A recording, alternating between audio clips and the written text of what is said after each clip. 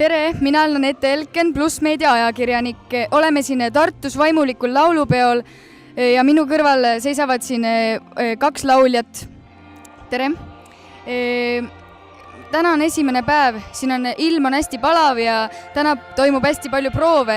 Et kuidas on siiani proovides läinud? Kas kõik on õnnestunud või on ka ebaõnnestumisi olnud? No eks valesid noote tuleb kõigil, aga muidu on päris lahe elamus ja palav on ka kindlasti. Mis koori koosseisuga te siia tulite? Pärnu Eliise kooriga. Mida ootate siit laulupeolt? Kindlasti head laulmiselamust ja kogemusi. Mis on siiani selline kõige lemmikum lugu või milline lugu kõige paremini välja tuleb? Äkki 11 peab hoidma? Seega homme on laulupeol siis esinemine, päris kontsert kell 5. Siin samas Tartus laululaval olete kõik oodatud. Jälgige ikka Pluss Meediat.